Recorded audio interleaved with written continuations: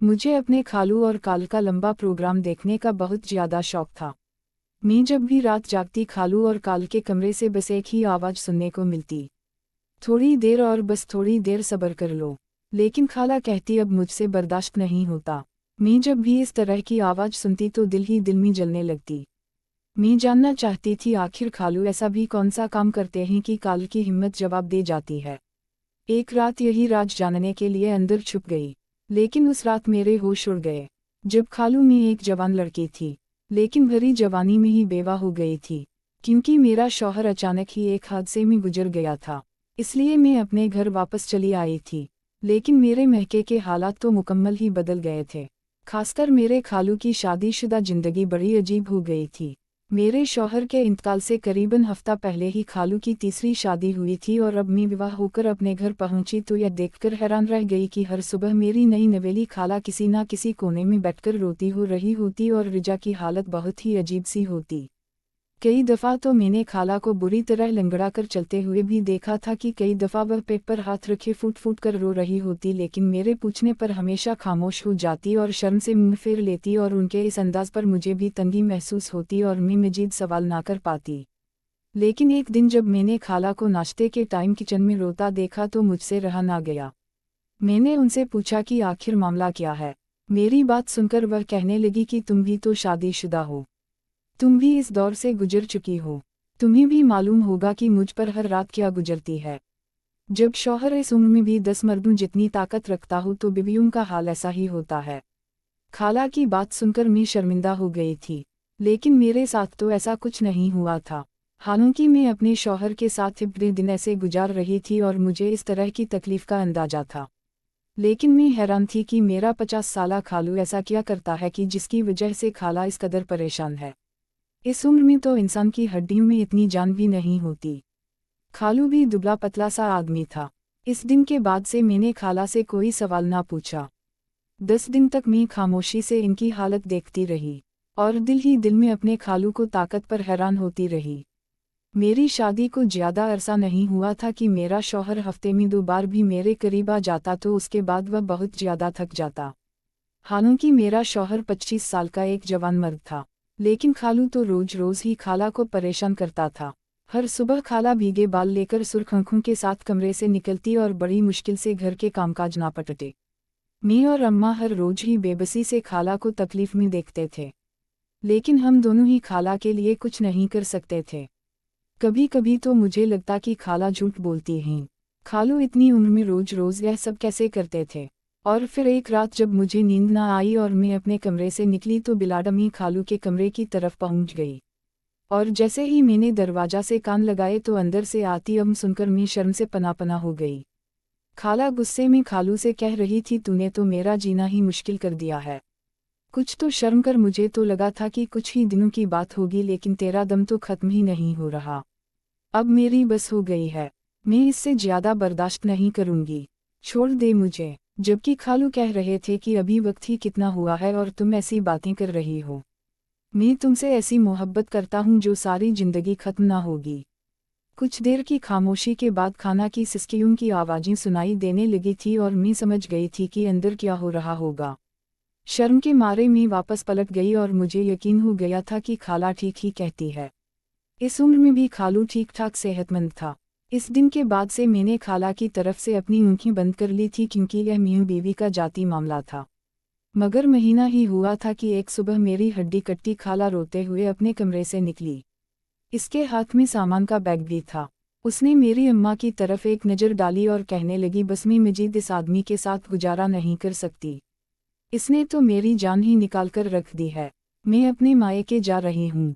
मेरी मां ने उसे रोकने की कोशिश की, लेकिन वह ना मानी। मैंने भी समझाना चाहा, मगर वह फैसला कर चुकी थी, इसलिए अपना सामान लिए हमारा घर छोड़कर चली गई। मैंने एक नज़र अम्मा पर डाली जो सर पकड़कर बैठ गई थी। मैं पानी का गिलास लिए अम्मा के पास पहुंची तो अम्मा कहने लगी, तेरे खालू किसी औरत को टिकने नहीं देना। 25 साल का उम्र में भी ना जाने ऐसा क्या करता है कि बीवी छोड़ छोड़ कर चली जाती हैं। यह भी चली गई, फिर तेरा खालू अगली शादी के लिए घर में शोर डालेगा। अम्मा की बात सुनकर मुझे हंसी आ गई, क्योंकि खालू का बीवियों के बगैर गुजारा नहीं था और कोई भी बीवी खालू के साथ ज्यादा दिन टिकती नहीं थी। जबकि मेरी यह वाली खाला बहुत ही अच्छी थी, घर के कामकाज में बमा थी और खालू का भी ख्याल रखती थी। लेकिन बंद दरवाजों के पीछे क्या होता था, यह तो कभी नहीं जानता था। 50 साल की उम्र में भी खालू ना जाने कहाँ से इतनी ताकत आ गई थी कि वह बीवियों को परेशान करके रखते थे। यह लड़की भी अम्मा ने बड़ी मुश्किल से तलाश की थी। थोड़ी गबटा थी, इसलिए इसके घर वालों ने इसे 50 साला बाबे के साथ रुखसत कर दिया था।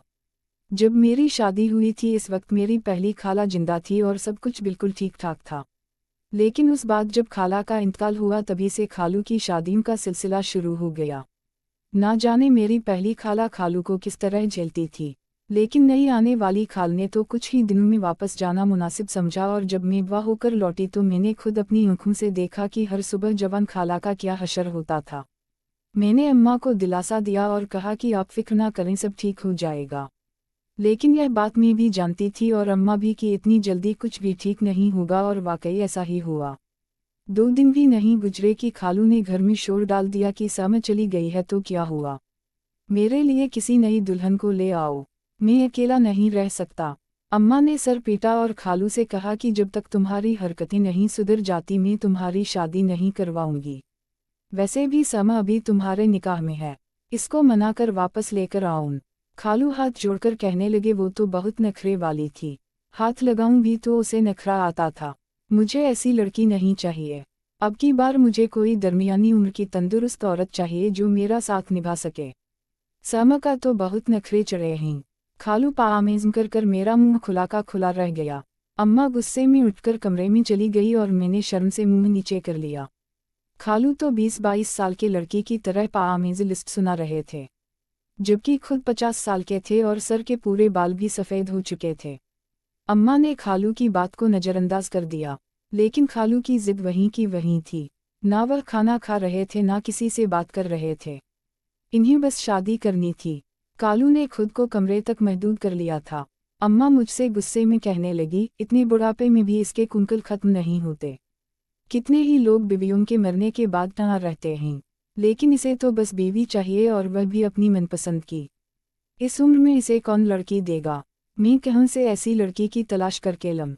अब तो गरीब घराने की लड़कियां भी इसके नाम सुनकर कानों को हाथ लगाती हैं। इसकी शोहरत दूर दूर तक फैल गई है कि यह बीवियों को किस कदर इस्तेमाल करता है। अम्मा की बात सुनकर मैं इस सोच में पड़ गई। मैंने अम्मा से कहा, मेरी एक ननंद तलाक की आयाटा है, घर में बैठी है, अगर आप कहीं तो रिश्ते की बात चलाती हूँ। दरमियानी उम्र की है, सेहतमंद भी है। अम्मा ने एक नज़र मुझ पर डाली और कहने लगी, तुम्हें मुनासिबा लगता है तो बात करके देख लो, लेकिन मुझे यकीन है तुम्हारा खालू उसे भी महीने से ज़्यादा टिकने नहीं देगा। ना जाने ताकत की ऐसी कौन सी दुआएं खाता है जो सारे रिकॉर्ड तोड़ दिए हैं। तुम्हारे अब्बा तो सारी सारी रात नींद ही में नहीं, कमर पकड़कर कभी इस चारपाई तो कभी उस चारपाई पर। बीवी के लिए तो फुर्सत ही नहीं।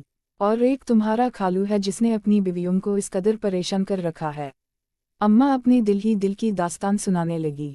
मैंने बड़ी मुश्किल से अपनी हंसी छुपाई और अपनी सास को फ़ोन मिला दिया। मेरी नंद बहुत तेज औरत थी, इसी वजह से उसकी तलाक हो गई थी। कोई इसके आगे ठहर नहीं सकता था और मेरा ख्याल था अगर इसकी शादी खालू से हो जाती तो फिर खालू को उसे छोड़ने की ज़रूरत पेश ही नहीं आती। वो किसी ना किसी तरह खालू को काबू में कर ही लेती। यही सोचकर मैंने अपनी सास से बात की। वह नंद से वैसे ही आ बैठी हुई थी क्योंकि उसने अपने घर में भी बड़ा फसाद बर्पा कर रखा था, इसलिए फ़ौरन राजी हो गई। जबकि मेरी ननंद और खालू की उम्र में काफ़ी फ़र्क था, लेकिन मेरे ससुराल के हालात भी कुछ खास नहीं थे, इसलिए कुछ ही दिनों बाद मेरे कहने पर सादगी से मेरी ननंद की शादी मेरे खालू से हो गई और वह रुखसत होकर हमारे घर चली गई। लेकिन कुछ दिन बाद उसने भी वही सब कहना शुरू कर दिया जो पहली वाली खाला कहा करती थी, वह भी खालू के साथ गुजारा नहीं कर सकती, वो वापस जाने की बात करती थी। मैंने हैरत से अपनी ननंद से पूछा कि आखिर तुम खालू के साथ गुजारा क्यों नहीं कर सकती। वो मेरी तरफ देखकर कहने लगी, इस बूढ़े में कुछ ज़्यादा ही जान है। मैंने तो यह सोचकर शादी की थी कि अब इसमें दम नहीं होगा और मेरी ज़िंदगी आराम से गुजर जाएगी, लेकिन यहाँ आकर पता चला यह बड़ा हट्टा कट्टा है और तुम्हें पता है ऐसा क्यों है। मैंने इनकार में सर हिलाया तो वह आहिस्ता से मेरे करीब आई और कहने लगी, क्योंकि यह जो खास नुस्खे इस्तेमाल करता है यह उसका नतीजा है। यह सुनकर वह तो वापस अपने कमरे में चली गई, लेकिन मैं सोच में पड़ गई और फिर धीरे धीरे मुझे समझ आया कि खालू कोई ऐसी चीज़ खाता है जिसकी वजह से उसके अंदर इतनी ताकत है। मैंने तो अपना सर ही पकड़ लिया था। यह बात तो मेरे जहन में ही नहीं आई थी। फिर मैंने दबे लफ्ज़ों में अम्मा को यह बात बताई तो मैं कहने लगी, पता तो कर खालू कौन से नुस्खे इस्तेमाल करता है। ऐसा ना हो कि यह नक्ज़ोम की वजह से नई नई दुल्हन भी जान ले और वह भाग जाए। मैंने कानों को हाथ लगाए और कहा, अम्मा मैं तो इन मामलों से दूर ही ठीक हूँ। पहले ही बेवा होकर यहाँ आके बैठी हूँ। तुम्हारे खर्चे के साथ साथ अब तो मेरा खर्चा भी खालू ही उठाता है। फिर मैं खालू के मामलात में दखल अंदाज़ी कर सकती हूँ। मेरी बात सुनकर अम्मा हम्मी सर हिला लगी। दरअसल खालू मेरी दादी का मुंह भोला बेटा था, पैसे वाला था, किसी चीज़ की कोई कमी नहीं थी। अलबत्ता उसके माँ बाप बहुत जल्द गुजर गए, तो मेरी दादी अपनी ज़िंदगी में ही उसे हमारे घर ले आई। खालू का अपना बड़ा सा कारोबार था, जबकि मेरा अब्बा कामचोर और वेला लड़का था। खालू की कमाई से ही हमारा घर चलने लगा और हमारे खर्चे पूरे होने लगे। खालू ने हर चीज़ अपने जिम्मे ले ली। अब फिर अम्मा ने ही खालू की शादी एक सीधी सादी लड़की से करवा दी और उसे इस बात पर कोई ऐतराज नहीं हुआ कि खालू हमारे घर का खर्च क्यों उठाता है। यहाँ तक कि मेरी शादी का सारा पैसा भी खालू ने ही दिया था। इसलिए अम्मा खालू की हर बात को सर आंखों पर रखती थी। और फिर जब पहली खाला का इंतकाल हुआ और खालू ने दूसरी शादी की बात की तो अम्मा ने यही सोचकर खालू की दूसरी शादी की एक गरीब शरीफ लड़की से करवा दी कि कहीं खालू हमसे अब्दिल ना हो जाए या फिर तन्हाई से तंग आकर घर छोड़कर ना चला जाए। क्योंकि हमारा सब कुछ खालू के दम से था, इसलिए अम्मा ने खालू को अपने काबू में रखने के लिए उनकी शादियां करवाना शुरू कर दी। लेकिन पहली खाला की हिम्मत थी जो खालू के आगे ठहर गई। इसके बाद तो कोई लड़की ठहरी नहीं। जो भी आती कुछ ही दिनों में घर छोड़कर चली जाती और खालू फिर नई शादी के लिए जिद करते और अब समझ आ रहा था कि लड़कियां क्यों चली जाती थी। मेरी ननाद भी बामुश्किल 1 महीना ही टिकी और उसके बाद वो दिन खामोशी से अपना सामान बांधकर तलाक लेकर चली गई। उसके जाने पर खालू बहुत आज़ुदा हो गए और रोते हुए कहने लगे, मेरी किस्मत में बीवी का सुख ही नहीं लिखा, जबकि मैं अपना आखिरी वक्त यहाँ नहीं गुजारना चाहता। खालू की हालत बहुत खराब हो गई थी। खाला के जाने के इन्हीं बहुत सदमा था। वह अम्मा से कहने लगे, मैं अब कभी शादी नहीं करूँगा। यह सुनकर अम्मा को सुकून हो गया था। लेकिन हफ्ता भी नहीं गुजरा था कि खालू ने फिर वही बात की थी कि मेरे लिए कई लड़की तलाश कर दो। सारी सारी रात खालू घर में यहाँ से वहाँ चहलकदमी करते और सारा सारा दिन परेशान नजर आते। इन्हें तन्हाई बिल्कुल बर्दाश्त नहीं थी और इस बात का मुझे भी अच्छी तरह से अंदाजा था। फिर अम्मा ने खालू के लिए लड़की तलाश करनी शुरू की और एक रिश्ते वाली से बात की। तो रिश्ते वाली ने बड़ी अजीब सी बात कही। कहने लगी, तुम्हारा तो अपनी बेटी की शादी इससे क्यों नहीं करवा देती? घर की बात घर में ही रह जाएगी और तुम्हारी बच्ची भी बस जाएगी। रिश्ते वाली की बात सुनकर अम्मा उछल पड़ी और कहने लगी, यह तुम किस तरह की बात कर रही हो? मेरी बच्ची सिर्फ 20 साल की है और उसका खालू 50 साल का। रिश्ते वाली ने अजीब नज़रों से अम्मा को देखा और कहने लगी, तुम अब तक इतनी ही उम्र की लड़कियां अबरार के लिए ढूंढ कर लाई हो, फिर अपनी बेटी को देने में क्या परेशानी है? तुम्हारी बेटी की रंगत बिल्कुल स्याह है। पहली शादी ही उसकी बड़ी मुश्किल से हुई थी, दूसरा रिश्ता मिलना तो अब बहुत ही मुश्किल है। इसलिए बेहतर है कि अब तुम इसका मुस्तकबिल संवार दो। रिश्ते वाली दो टोक अम्मा की बात सुनाकर चली गई। लेकिन अम्मा सोच में पड़ गई और जब यही बात मुझे पता चली तो मैं गुस्से में आ गई। मैंने कहा, अम्मा कैसी बातें करती हो? मैं कैसे अपने ही खालू से शादी कर सकती हूँ? अम्मा कहने लगी, कौन सा तेरा सगा खालू है? फिर पैसे वाला भी बहुत है। अम्मा भी मेरे कम उम्र में बेवा होने के लेकर बहुत परेशान थी और फिर मेरी कुछ शक्ल सूरत और कद काट भी ऐसा था कि दूसरा रिश्ता मिलना भी मुश्किल था। अम्मा की बात सुनकर मैं सोच में पड़ गई। पिछले काफ़ी अरसे से मैं खुद भी तन्हाई में तंग आ रही थी। एक औरत जब शादीशुदा जिंदगी गुजारने के बाद तहाँ होती है तो उसके लिए अकेला रहना आसान नहीं होता। उसकी नयासों काभिसटा उसे परेशान करती हैं। जिस रात मैंने खालू के कमरे से खाला की अम सुनी थी, मैं खुद सारी रात बेचैन रही थी। मेरा दिल भी चाहता था कि मेरी जिंदगी में कोई शख्स शामिल हो जाए। इसलिए बहुत सोचने और समझने के बाद मैंने मुंह बोले खालू से शादी की, हामी भर ली। और जब यह बात खालू को पता चली तो वह खुशी से पागल हो गए। कहने लगे, इससे अच्छा और क्या हो सकता है? यह तो मुझे कभी छोड़कर भी नहीं जाएगी। अम्मा ने सादगी से निकाह का इंतजाम किया। 2-4 पड़ोसियों को यह बात पता चली तो हर कोई हैरान रह गया। सभी जानते थे खालू मेरे मुंह बोले खालू है। लेकिन फिर भी यह रिश्ता बहुत ही ज़्यादा अजीबोगरीब था। मैंने जैसे सारी जिंदगी खालू कहा था, मैं उसी की बीवी बनकर उसके कमरे में पहुंच गई थी, और फिर उसके बाद मुझे एक अजीब सा खौफ सताने लगा था। मैं सोच रही थी कि ना जाने खालू में कितनी ताकत होगी। वह पहली रात क्या करेंगी, मैं किस तरह उन्हें बर्दाश्त करूंगी। कुछ देर बाद खालू कमरे में आई और अलमारी में से एक लिफाफा निकालकर एक कोने में बैठ गए। यह देखकर मैं उठी और खालू के पास गई। मैंने पूछा, अब क्या कर रहे हैं? तो कहने लगे कि यह भुने चने हैं, मैं इनका इस्तेमाल करता हूँ। खालू की बात सुनते ही मेरे जहन में खाला की बात आई कि वो देसी नुस्खे इस्तेमाल करते हैं। मैंने फौरन खालू से वह चनों वाला लिफाफा छीन लिया और कहा कि आपको यह खाने की ज़रूरत नहीं है। खालू नाराज हुए और वो लिफाफा मेरे हाथ से लिया और कहने लगा कि मैं बूढ़ा हो रहा हूँ, मुझे खुद अपना ख्याल रखने की ज़रूरत है। फिर खालू ने कालों में थोड़ी सी मिश्री मिलाई और इन्हीं पीसकर दूध के गिलास में डाल दिया और फिर मेरे देखते ही देखते वो दूध का गिलास पी लिया। मेरा सारे वजूद पसीने से छूटने लगा। मुझे लग रहा था कि अब मैं बाकी कालों की तरह कालों के आगे टिक नहीं सकूंगी। लेकिन कुछ ही देर बाद मेरी हैरत की इंतहा नहीं रही, जब खालू ने बड़ी मोहब्बत से मेरा हाथ थामा और कहने लगे, तुम थक गई होगी, आराम कर लो। उन्होंने मेरे साथ कोई जोर जबरदस्ती नहीं की थी और ना कोई रिश्ता कायम किया था, बल्कि मेरी थकन का एहसास करके मुझे सोने दिया। कुछ ही देर बाद मैं गहरी नींद सो गई थी और अगली सुबह बड़ी खुशगवार चढ़ी थी। खालू ने मुझे एक बड़ी रकम दी थी और कह रहे थे कि यह तुम्हारे मुस्तकबिल की हिफाजत के लिए है, इसे अपने अकाउंट में रख लो ताकि अगर मुझे कुछ हो भी जाए तो तुम्हें परेशानी ना हो। यह बात सुनकर मैं कुछ परेशान हुई और मैंने कहा, आपका साथ मेरे पास है तो मुझे इन पैसों की कोई ज़रूरत नहीं। मेरी बात सुनकर खालू के चेहरे पर खुशी आ गई, लेकिन फिर भी उन्होंने वह पैसे मेरे अकाउंट में डलवा दिए और फिर 2-4 दिन और गुजरे, लेकिन मैंने खालू के अंदर कोई ऐसी बुरी आदत नहीं पाई। वह तो बहुत ही ख्याल रखने वाले थे, ठंडे मिजाज के थे, मेरी छोटी छोटी ज़रूरत का ख्याल रखते थे। हमारे दरमियान दवेतला कायम हो चुका था, लेकिन इसमें भी खालू ने कोई जोर जबरदस्ती या ज्यादती नहीं की थी, बल्कि मोहब्बत के इंसाफ को नुमाया रखा था। हर बात में वह मेरी मर्जी मेरी खुशी पूछते थे, मेरे करीब आने से पहले मुझसे इजाज़त तलब करते थे। मैं तो बिल्कुल ही हैरान थी, जो सोचकर मैंने शादी की थी। खालू वैसे बिल्कुल भी नहीं थी, ना जाने क्यों मेरे शौहर की बीवियां इन्हें छोड़कर चली गई थी। फिर एक दिन मुझसे रहा ना गया, तो मैंने यही बात खालू से पूछ ली। फिर खालू ने मुझे एक ऐसा इंसाया किया कि वह मेरे रोंगटे खड़े हो गए। खालू कहने लगे, मैंने सारी जिंदगी तुम्हारी खाला के साथ गुजारी।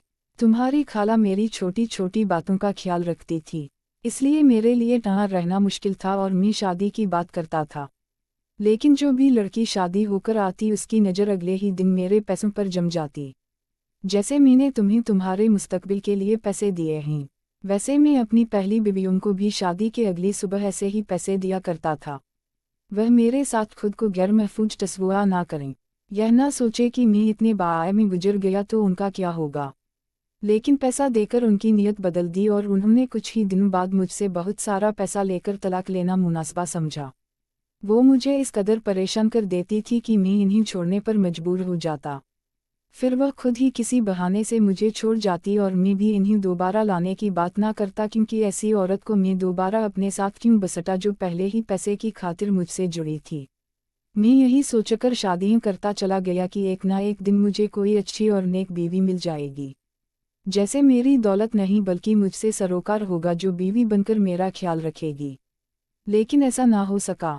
हर कोई यह सोचकर मेरी बीवी बनती कि मैं 50 साल का बूढ़ा हूँ, जल्दी मर जाऊंगा। लेकिन जब उन्हें पता चलता कि मैं हट्टा कट्टा हूँ तो कोई ना कोई बहाना बनाकर तलाक ले लेती। फिर जब तुमने मेरी जिंदगी में आई हो, तुमने बिल्कुल अपनी कालों की तरह मेरा ख्याल रखना शुरू कर दिया। मैंने देखा कि तुम्हारे अंदर पैसे की हवस बिल्कुल भी नहीं थी। मैंने दूसरी बीवियों की तरह तुम्हें भी शादी की पहले सुबह पैसे देकर आजमाया, लेकिन जब तुमने पैसे लेने से इनकार किया तो मेरी खुशी की इंतहा ना रही, और मैं समझ गया कि अब मेरी आने वाली जिंदगी सुकून से गुजरेगी। तुम भले ही उम्र में मुझसे बहुत छोटी हो, लेकिन तुमने हर तरह से मेरा ख्याल रखा। यह साबित कर दिया कि मियां बीवी के रिश्ते में उम्र कोई मायने नहीं रखती। खालू की बातों पर मैं पूरी तरह हैरान रह गई थी। फिर मैंने खालू से पूछा कि आप चने और मिस्त्री क्यों खाते हैं? मेरी बात सुनकर वो मुस्कुराए और कहने लगे कि यह बड़ा ताकतवर नुस्खा है। इससे न सिर्फ आँखें बल्कि दिल की सांस भी मजबूत होती हैं, मर्दाना ताकत में भी इजाफा होता है। लेकिन मैं यह हिकमत अपनी आँखों के लिए इस्तेमाल करता हूँ। वक्त के साथ साथ मेरी आँखें बड़ी कमज़ोर हो रही हैं और मैं चाहता हूँ कि मेरी आँखें खराब ना हो, बस इसीलिए रोज़ाना यह टोटका इस्तेमाल करता हूँ। खालू की बात सुनकर मेरे चेहरे पर मुस्कुराहट आ गई थी। वाकई खालू बहुत अच्छे थे, लेकिन सबने इनकी अच्छाई का फ़ायदा उठाया था। अब मैं जान गई थी कि इस घर में से जितनी भी औरतें तलाक लेकर भागी थी वह सब खालू का बहुत सारा पैसा लूट कर गई थी, और मेरी मुन्नी भी तो खालू को पैसों की खातिर ही घर में रखा हुआ था। अगर खालू के पास पैसा ना होता तो क्या मेरी माँ उनको अपने घर में रखती, तो वह यह कहकर उसे बाहर कर देती कि तुम तो मुँह बोले थे, अब तुम्हारा यहाँ क्या काम। मुझे समझ आ गया था कि यह दुनिया पैसे के पीछे भागती है और जब पैसा हासिल हो जाता है तो रिश्तों को कोई अहमियत नहीं रहती। लेकिन मेरे खालू ने शौहर बनने के बाद मुझे जितनी मोहब्बत दी थी मैं उन्हें छोड़ने का सोच भी नहीं सकती थी। आज मैं अपने 50 साला शौहर के साथ एक अच्छी ज़िंदगी गुजार रही हूँ और बिल्कुल खुश और मटमिना हूँ। यकीनन अगर आज से इस दौर में एक अच्छा आम सफ़र मिल जाए तो इससे अच्छी बात और कोई नहीं हो सकती। अमौसम के फ़र्क सिर्फ आपके ज़हन पर असर करते हैं। अगर इंसान तंदुरुस्त और तवाना हो तो वह यकीनन एक दूसरे की तमाम ज़रूरत आसानी से पूरी कर सकते हैं। लेकिन हमारे यहाँ पैसा ही अजीब समझा जाता है। अगर पैसा हो तो यकीनन रिश्तों की भी लाइनें लग जाती हैं, लेकिन अगर सुख और चैन की ज़िंदगी ना हो तो इंसान हमेशा खोखला ही रहता है।